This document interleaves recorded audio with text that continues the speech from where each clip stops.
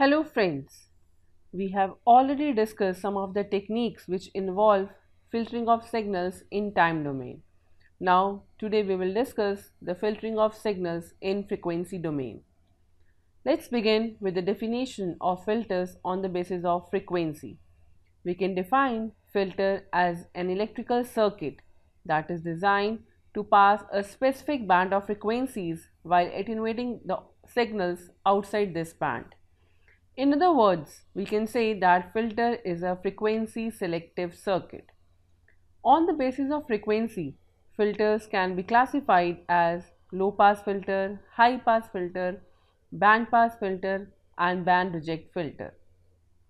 A low pass filter is a filter that passes low frequency signals but attenuates signals with higher frequencies, means it will cut beyond a cutoff frequency. A high pass filter passes the high frequency signal and attenuates the low frequencies. The band pass filter passes a selected range, or I can say selected band of frequencies, while attenuating all other frequencies outside this range. Band reject filter rejects certain range of frequencies, or maybe it is a single frequency which it is rejecting and passes all other frequencies. Now, if the range of frequencies which it is attenuating is very narrow, then it is also known as the notch filter. Now, further, the filters can be designed as the analog filter or the digital filter. Analog filters work with analog signals directly, whereas the digital filter works with the digitized version, or I can say digital samples of the signal. Now, in the very beginning of this course, we have seen that the course is designed to learn the filtering techniques to be applied on the digitized version of the captured or recorded signal.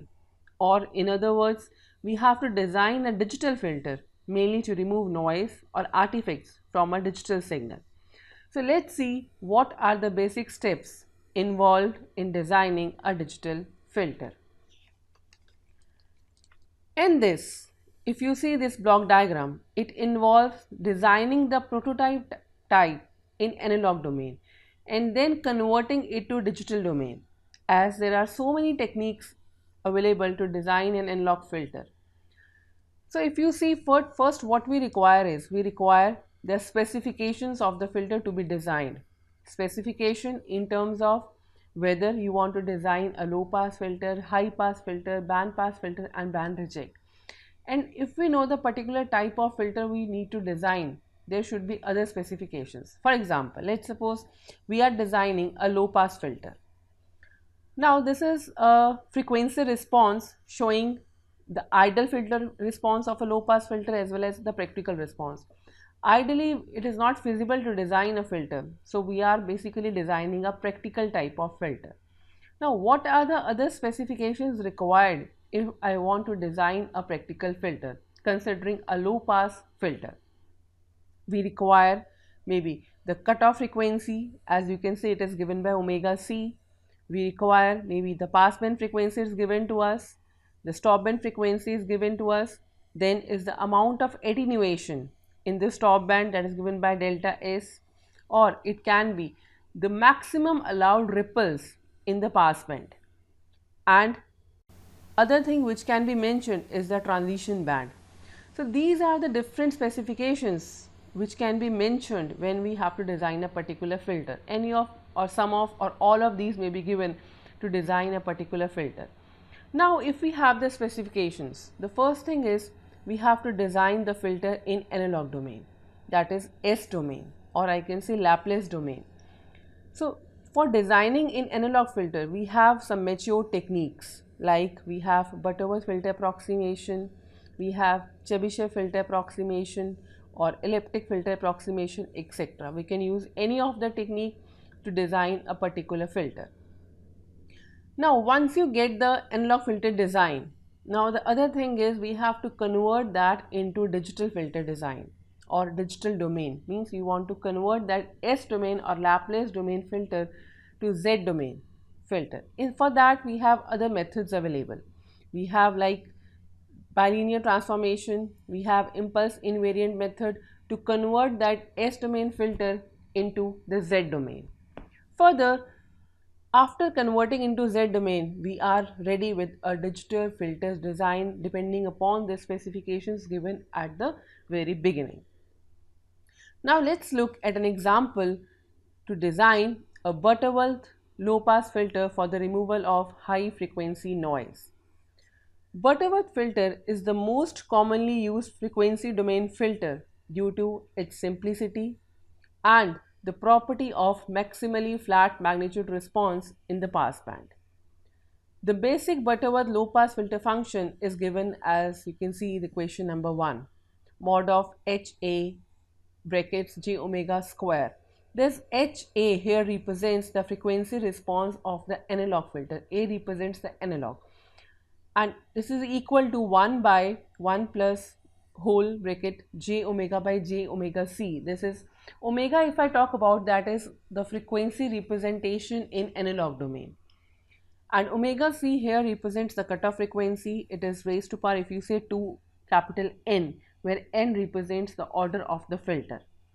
Now, as we increase the order, means if we want to design the filter of increasing order, N we are increasing from 1, 3 up to other values, then you can see with this graph, the filter response becomes more flat in the passband and also the transition to the stop band becomes faster. Now, if I change this equation number 1 in Laplace form, means what I can do is I can replace j omega by s. Then we can get HAS and HA of minus S is equal to 1 by 1 plus whole bracket S by j omega c raised to power 2n, equation number 2. So in this again, S means we are defining in Laplace domain. The poles of this squared function are located with equal spacing around a circle of radius omega c in the S plane, which are distributed symmetrically on either side of the imaginary axis, that is S equal to j omega. Now, in order to obtain a stable and causal filter, if we see the pole positions in the S plane, they are given by this equation number 3. K represents means 1 to 2n number of poles. If the order of the filter is 4, that means you will get 8 poles. So it is given by this equation omega c exponent of j pi then whole bracket 1 by 2 plus 2k minus 1 by whole 2n, where k, as I have told, it is 1, 2 up to 2n. N is again the order of the filter. Now for stable filter, let's suppose for example if we have n equal to 4, means you will get 8 poles. Out of those 8 poles, we have to select 4 which are lying on the left half of S plane. That means only n poles have to be considered which are lying on the left half of S plane. Now how we will obtain the transfer function? Transfer function corresponding to the analog filter is obtained as HAS is equal to A upon, these are the factors corresponding to the pole we have obtained, P1, P2 and Pn. These are n poles which are lying on the left half of S plane. And A here is a gain factor which is mainly to normalize the gain at DC, which is nothing but S equal to 0, it should be unity. Now once the analog filter is designed, means we have obtained with HAS this equation number 4. Next step is to convert that into digital filter. Now we have to convert this designed analog filter in S domain into Z domain, and for that we have other methods like bilinear transformation and impulse invariant method. So let's discuss in brief about these two methods. In bilinear transformation, we have to replace S by 2 by T, 1 minus Z inverse by 1 plus Z inverse. This is the relation between S and Z in case of bilinear transformation. And the same if we talk about impulse invariant, in that we have to replace like S minus Pk is one factor, in Hz we have to keep that 1 minus e raised to power Pk T Z inverse. T in both, if you consider, it is representing the sampling time.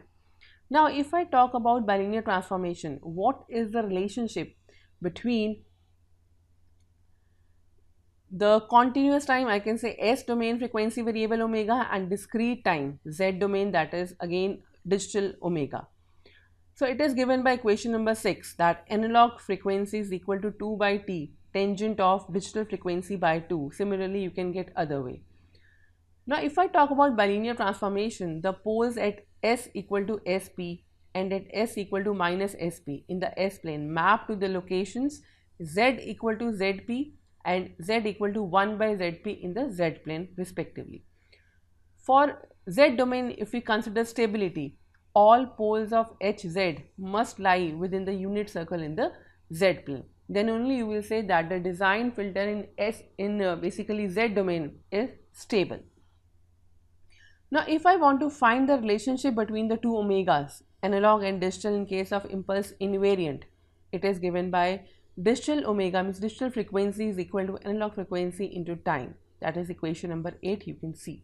So these are the mainly means how you can replace S in terms of Z in case of bilinear transformation and these S in terms of Z in impulse invariant method, and we should know the relationship between both the omegas in both the methods. Now let's see the transfer function Hz. Once we get the equation in terms of Z, we can simplify that in form of like it is represented as equation number 9. This is basically if you see AK here are representing the filter coefficients with A naught as 1 and A dash is again the gain factor usually calculated so as to obtain mod of Hz is equal to 1 at DC, that means at Z equal to 1. Now this represents the filter in the form of impulse invariant response, or I can say IIR filter, and it can be realized as IIR filter realization, maybe cascade, maybe parallel, maybe direct one form, maybe direct two, that we have already studied in our digital signal processing course. Now let's see one example. We have to design a digital Butterworth low pass filter.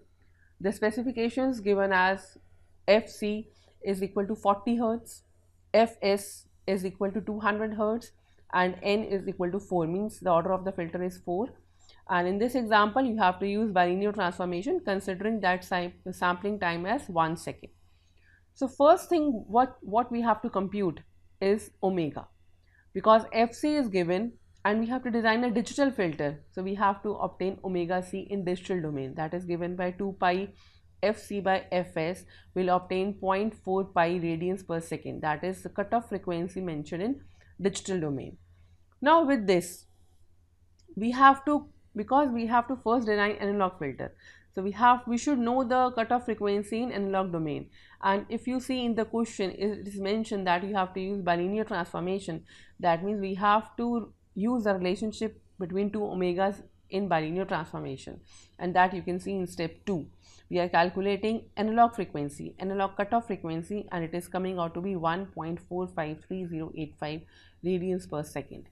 Now after getting this omega c, you have to, and we know the order of the filter which is given as 4, we can obtain the pole locations by this equation, and if we solve this equation you will get poles at angles of 5 by 8 pi and 7 by 8 pi and the corresponding conjugate positions.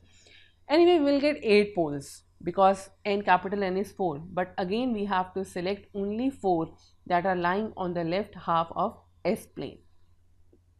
Then if I solve this equation, you will get 4 poles which are of interest as given by this minus 0.556072 plus minus iota 1.342475. These are the 2 poles, conjugate poles, and other 2 conjugate poles are 1.342475 plus minus j.556072. So these are the 4 poles which we have got. Now by this we can obtain the transfer function, means analog filter transfer function, that is HAS. It is given by this equation. If you see we are getting 4 poles of these. Now after getting this analog filter HAS, what is the next step? We have to convert this analog filter into digital filter. So we have to use again bilinear transformation as it is mentioned in the question. If it is mentioned like we have to use impulse invariant, then accordingly we will use the method. but for the time being it is bilinear transformation. So you have to use the relationship of bilinear, that is again S 2 by t, S is replaced by 2 by t, 1 minus z inverse by 1 plus z inverse, and after keeping these value of S, you will get Hz as this function. So this is nothing but representation of we can say digital filter, and this is a kind of IR filter, that is infinite impulse response filter. Now we'll see one illustration of applying this filter to some signal. So this is a carotid pulse, figure A, with high frequency noise and also the clipping effects, and we are filtering this using the Butterworth filter which we have designed with Fc is equal to 40 Hz and Fs equal to 200 Hz with n equal to 4, and you are getting this second signal which is filtered signal using Butterworth filter. So we can analyze that it is also removing some kind of clipping effect, and also it is removing that some high frequency noise. So this was all in this lecture. These are some of the references we have taken, mainly this book we have considered as a reference. So thank you so much for this lecture.